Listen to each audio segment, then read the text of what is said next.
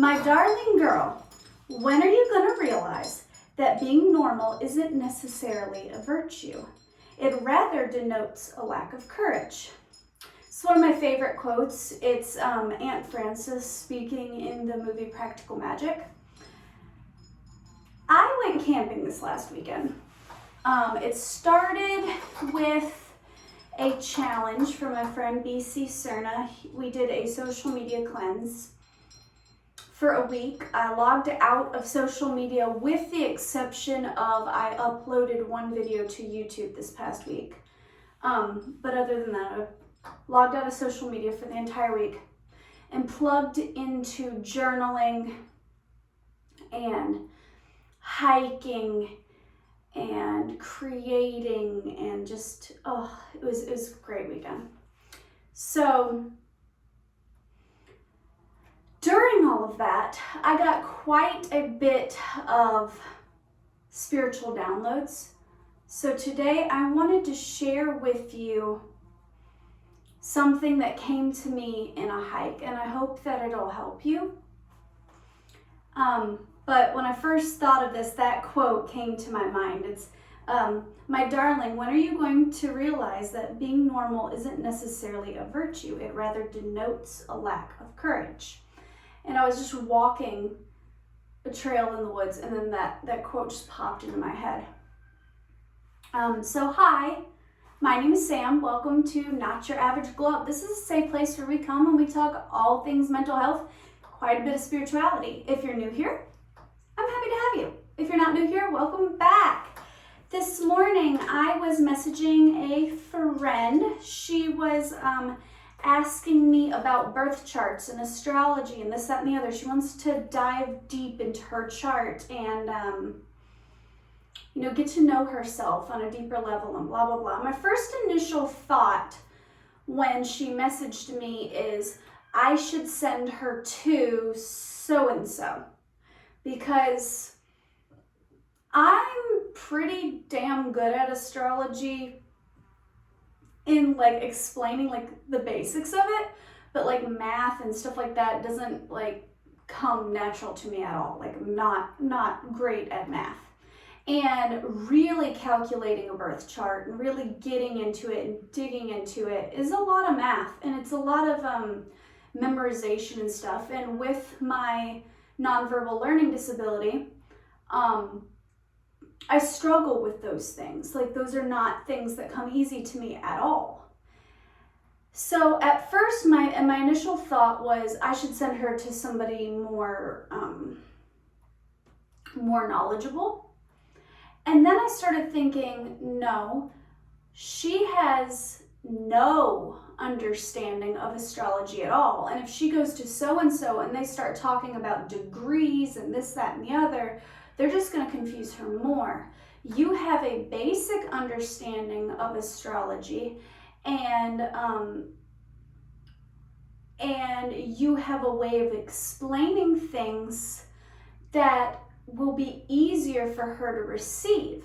So she doesn't need a deep dive into a birth chart right now. She needs a starting point, and then from there she can begin to deep dive, and then you can point her in a different direction. So I told her what I did know, what I knew to be true, and then I told her that I'm not that great at astrology actually, and if she wants to know more, I can point her in the direction of someone who knows more. And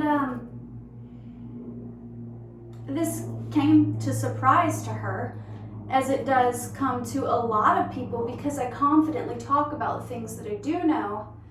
But I'm not afraid to admit when I don't know something. And I get asked a lot about how do you know so much about this and that and blah, blah, blah, blah, blah. And the answer truly is, you want to know my big secret to being so wise, especially when it comes to spirituality and wholeness and meditation and stuff. A lot of people, this is going to sound arrogant, but it's true. A lot of people view me as a spiritual teacher or a shaman or a healer or, somebody in very high regard. And my secret in being viewed that way, the reason I am thought to be so wise, is that I'm not afraid to look stupid. So that is a thought that I wanted to share with you today.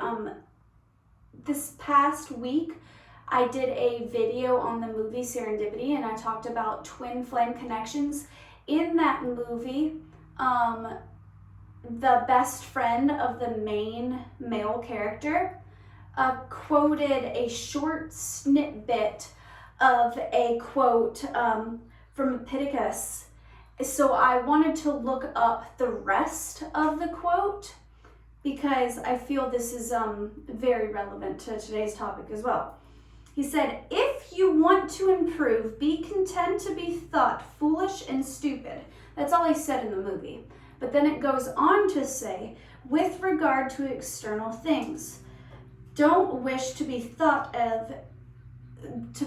to know anything, and it keeps going and yada yada. But I like the within regard to external things, because if you truly want to grow and improve and expand your knowledge, you can't go into life with this I know it all expectation. You have to go into every situation like a learning opportunity, like a small child, eager to learn, to expand, to grow. And this is one of my secrets to growth. I do not view myself as an expert on any topic. Not in tarot, not in astrology, not in plants, not in crystals, not in meditation and healing, not in anything, not in motherhood, not in mental health and psychology. And I view myself as somebody who knows a little about a lot of things because I have a curious mind, because I'm constantly hungering for more knowledge and I ask a lot of questions. This is something that was instilled in me as a very small child because I grew up with a learning disability. School was incredibly difficult for me. I am horrendous. I mean, like, it's atrocious how bad I am at math and at spelling. Like, I can't for the fucking life of me spell. Sometimes spell check can't even figure out what I'm trying to say. I have a great vocabulary. I'm good at communicating and talking, and I'm well versed in other areas, but math and spelling and like memorization of like history and stuff like that, it's not how my brain works. Those subjects were always really, really difficult for me. So as a very small child, I had to get comfortable with looking stupid. I had to be comfortable raising my hand and going, "Hey, teach, I have no fucking idea what you're talking about right now." And a lot of times I got a lot of judgment, a lot of side eye for it. But because I was willing to put myself out there and going, "Hey, I'm lost. I have no idea what you're saying. Can you please break that down for me?" I was able to keep up with some of the smarter kids, and in a lot of ways I was able to learn more. See, there's no such thing as a dumb question. You're not dumb for not understanding. If anything, you're dumb for sitting there in silence and pretending that you know something as an act to look cool or calculated or intelligent or whatever. You're actually doing yourself a disservice by not speaking up when you don't understand something. I've always had a very childlike sense of wonder and interest about everything. Like, I've always wanted to know how things work. I was why is this the grass green? Why is the sky blue? Why is how does this light bulb work? Like, where do these wires go? What is this? You know, like, I've always like wanted to understand things. The entire world and all the people around me constantly feel like a puzzle to me that I want to solve. When I meet somebody and I don't necessarily understand their way of life or thinking, instead of going, you're different than me, that's not how I view this, I ask questions. I'm like, why do you believe that? And then I shut the fuck up and I listen to them.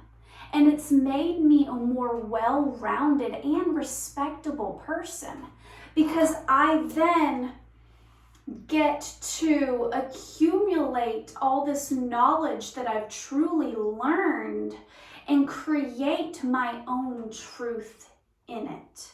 And this can be about like school and like literature and like educational knowledge, or this can be about literally anything.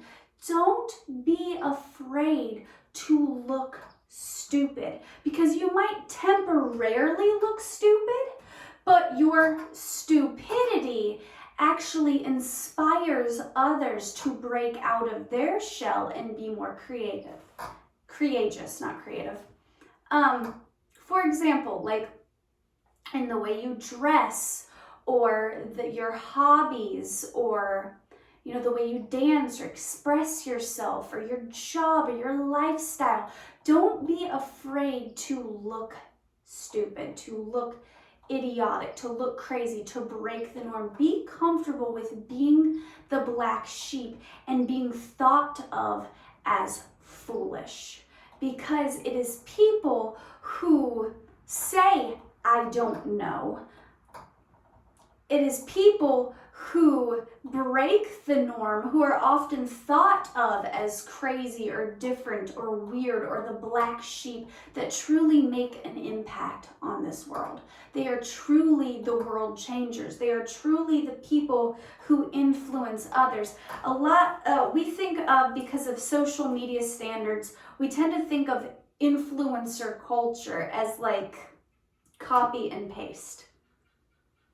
But the success that those influencers have is temporarily, because once that thing that they have is no longer trending, then they're no longer relevant, because they're only chasing the 3D version of success. Look, if you think of success as money, fame, fortune, being recognized as being cool, or being the influencer, you're on the hedonic treadmill, and that is a very scary and very tiring place to be, because you may be able to keep up now, but eventually you're gonna get worn out. You can't keep chasing this world view of success, because the trends, they're constantly changing. What's cool today, that perfect little like hourglass figure, that slim thick figure, might not be cool in 5 years. We might go back to the 90s trend of being Coke or skinny. Like having natural curly hair now is pretty, but in a couple of years people might want pin straight hair. Having perfectly poreless, flawless airbrush skin might be beautiful now, but in a couple of years maybe they'll decide that okay, now we're gonna really like the elegance of wrinkles and gray hair. Like, things are constantly changing. And if your idea of success is placed around outside views, placed around the world's norms and their standards, you're not going to be able to maintain that level of success. You have to get comfortable with your idea of I've made it, I'm successful, I am whole, coming from a place within. You have to know your own worth and you have to validate yourself. Because even if other people are temporarily giving you the validation, oh my God, you're so fit, you're so attractive, you're so knowledgeable, you're so this, you're so that. Oh, people grow and they evolve, and what happens when they up-level you? What happens when they become more knowledgeable? What happens when they become more fit? What happens when they have more money? They no longer look to you as a teacher, as somebody who inspires, as a person who influences them. Now you're beneath them. That's how society works. It's sad, it's terrible. So that's why you have to seek your own validation. That's why you need to be comfortable with yourself, and you can only do that through authenticity. And authenticity comes from a place of vulnerability. You're going to look foolish. You're going to be deemed as stupid. You're going to be judged for being the real, authentic you. Get comfortable with that. It's not a weakness. It's courage. It's courageous, and it's beautiful, and it's inspiring. Some of my favorite videos that I've done here on this channel, some of the ones that I am the most proud of, are the ones that have gotten the least amount of views. And I used to get very caught up in, you know, like the views and the comments and like the feedback that I got. And then I started to just think, you know what, fuck this. I'm not chasing some sort of material success. I'm not worried about being, you know, like YouTube famous or like getting all the views or, you know, getting money or this, that, and the other. I'm measuring my success on my growth. And I'm proud of myself. I'm damn proud of myself and how much I've grown. And in a lot of ways, from the outside views, it would look to people that I haven't grown and that I've wasted my time because my view count has dropped. I'm not getting mega rich. I'm not blah, blah, blah, blah, blah, blah, blah. So from their perspective, all of this was for nothing. For me, it has been deeply healing. And I've watched myself grow and evolve as a human. And even though my view count stayed low, I have people constantly messaging me and asking me questions and seeking my assistance in their spiritual growth. And to me, that is how I measure my success. I am paving a way for other healers and other starseeds and future light workers and future shamans, and it's beautiful. And I struggle a little bit with imposter syndrome because I don't necessarily have all the answers. But people need to see somebody who's a real human with real problems and real struggles, and know that you can still make a positive impact. And that's what I'm here doing. That's what I'm proud of myself for. That's how I now measure my success.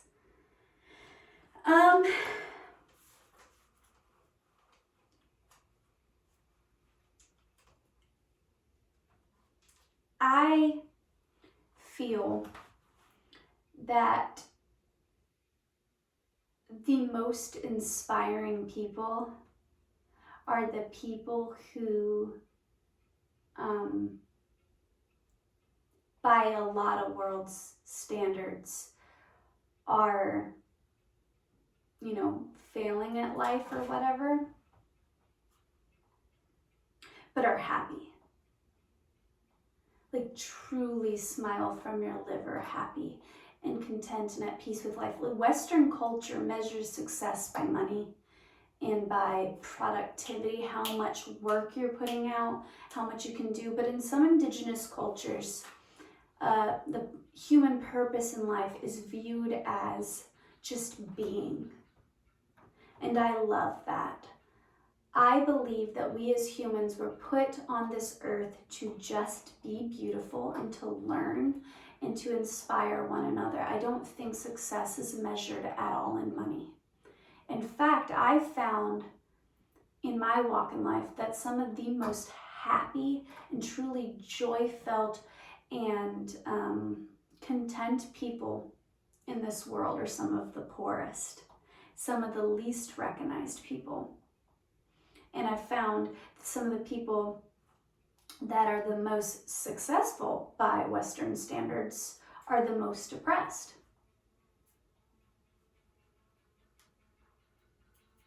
It's because they're chasing the norm. They're chasing this idea of success that isn't a real thing. They're putting themselves in a box.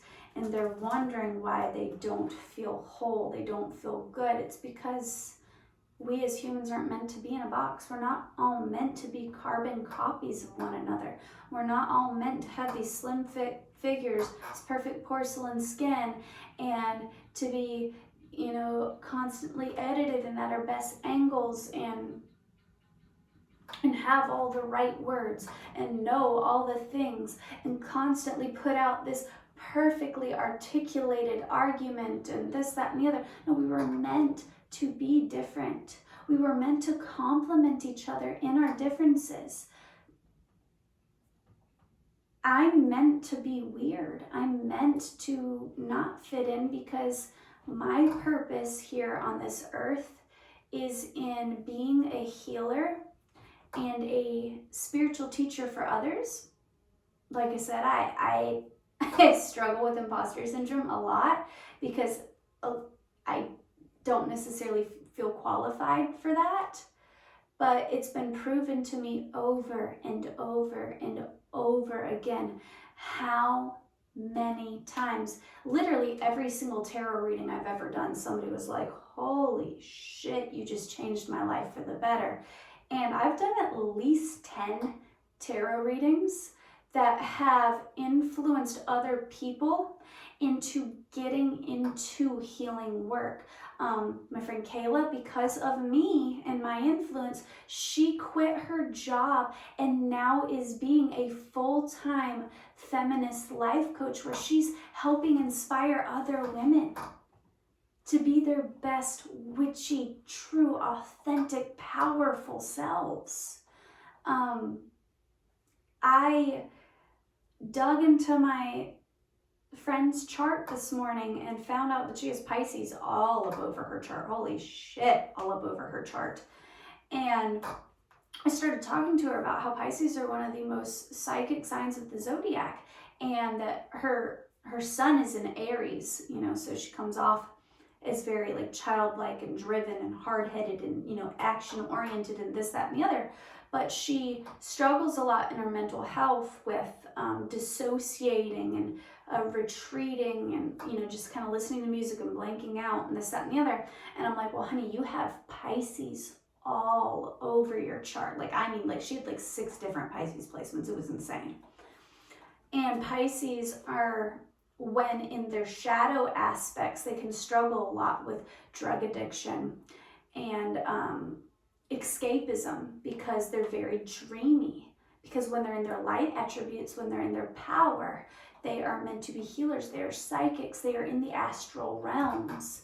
So when they are hurt and they are wounded, they tend to go within. So I was talking to her a little bit about that. And she had an epiphany about her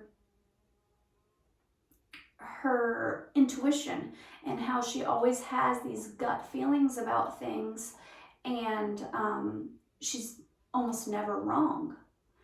And when she ignores her gut feeling, she ends up hurting herself. And because of this conversation that we had today that I almost didn't have with her because I didn't feel qualified, she was like, holy shit, I want to research more into this. So now she's researching more about astrology, more about tarot, more about the astral realms, more about healing and what it means to be clairaudient, clairvoyant, claircognizant. And she's awakening to her own spiritual truth. And it's because I wasn't afraid to speak on what I do know and admit to what I don't know. So I was able to say, well, what I do know is this, this, and this. That's all I really know. And now she's doing the research for herself and she's finding her own spiritual truth. And that's beautiful. Because if I wouldn't have had that conversation with her this morning, I don't think she ever would have even been interested in these topics or looked them up. And that's how I approach life in general. I know about the things that I know because I'm self-taught. Because somebody was like, hey, what do you know about this? And I'm like, I actually don't know about this, but hold on, I want to look it up. Because like that's a very me thing. I'm constantly like I don't know, and then I get out my phone and start Googling stuff, like any topic at all. Like somebody be like, oh, my stomach hurts, like I wonder if it's this, this, and this, and I'm like, well, hold on, let's Google some shit. And I start Googling, like all kinds of stuff. Like that's just who I am. I like learning. I like knowing new things. When somebody's fixing their car or whatever, and I'm like, ooh, what's this part do? What's that for? Like that's just how my brain works. I like to know.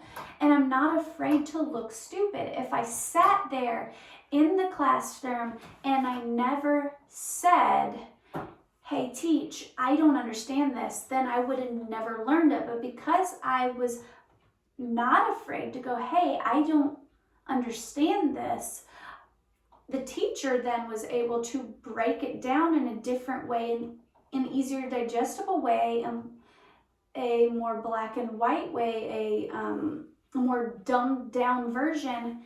And people would tell me later, like, I'm actually really glad you raised your hand because I was afraid to, but I was lost too. And I wasn't going to speak up. I was probably going to end up getting an F on that test.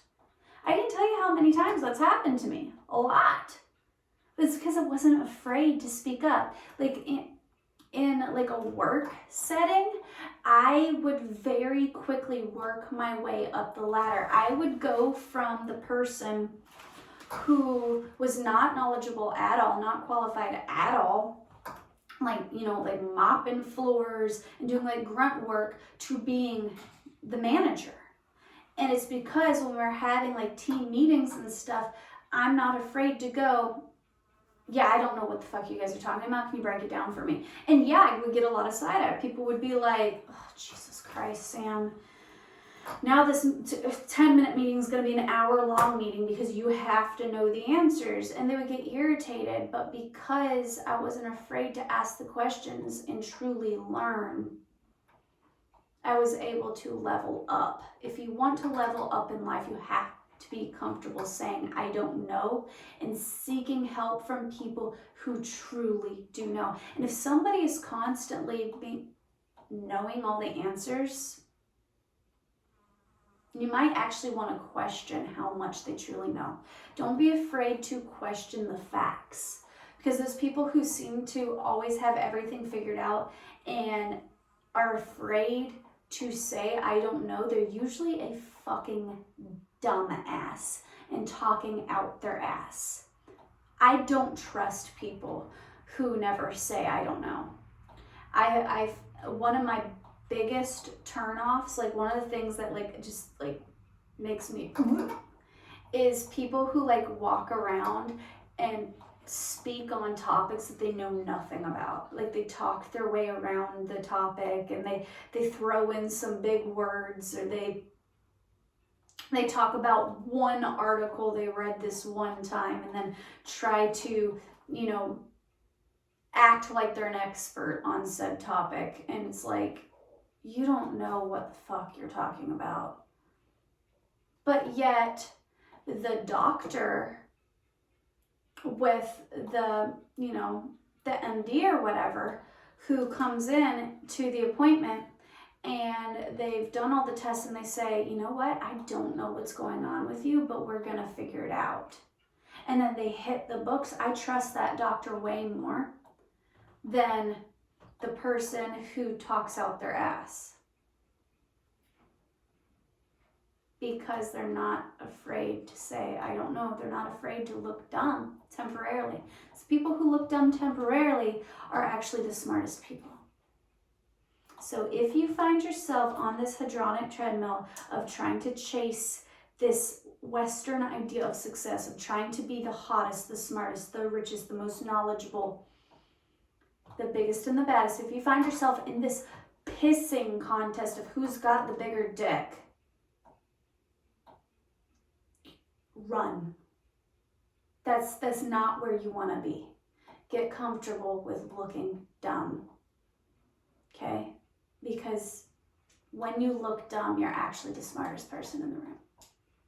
Because you're humble enough to ask all the right questions. I hope somebody needed to hear that today, because that was a big epiphany for me. And I get asked a lot, how do I know so much? It's because I'm not afraid to look dumb. That's my secret. That's my secret. I know that's probably not what you wanted to hear. You probably wanted me to like refer you to like some books or like a website or like a tutoring app or some shit like that. No, it's because I ask questions. It's because I say I don't know and then I look it up. It's because I'm not afraid to be weird and be different and be deemed as stupid, to be foolish. My life, like the level of success I've gotten to, is because I trusted my intuition and because I took leaps of faith that at times were viewed as foolish, as dumb. People be like, why would you quit this successful job where you were taken care of and you had set hours to do this and to, do tarot where there's no set hours and there's no this and there's no that and blah, blah, blah, blah, blah, blah. It seems dumb. It seems foolish. It seems like I was making a mistake. But because I wasn't afraid to look foolish, I'm actually more in line with my truest self, my highest self.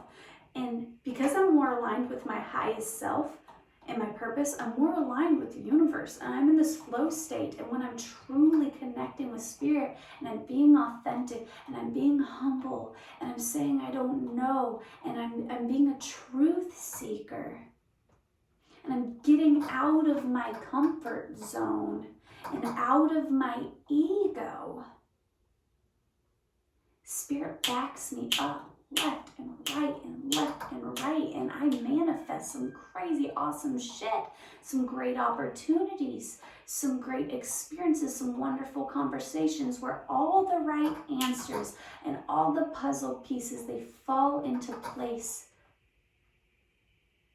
because I can just admit that I don't know. I'm on a journey. I'm learning. I'm a baby. Just a wee little baby. So, yeah. Oh, on a funny note, kind of goes with the stupidity thing. I bought this shirt a little while ago at a thrift store because when I tried it on then, I loved this shirt. I was like, ooh, this is nice. And I had this idea in my head of like this badass, awesome outfit I was going to wear with it. And I was like, this is going to be so cute. And then I got home and like object permanence kicked in, and I can't for the life of me remember what outfit, like what items of clothing I had pictured in my head with this shirt. And now every time I put on this shirt, I think of the berries and cream, berries and cream. I'm a little love who loves berries and cream. Like that's all I see wearing this shirt now. So I purposely haven't worn this shirt in forever because that's what I see now as the berries and cream guy. And I feel like I just look silly. I look stupid now. So I wore this shirt today because I did love it before I put that thought in my head that I looked stupid. So I am breaking out of my comfort zone and I'm wearing this shirt and I'm trying to re-fall in love with this little blouse. So leave a comment below whether or not you actually like it, because I don't know. I just see the berries and cream guy now. So I love you. I hope you have a wonderful day, and I hope this helped you.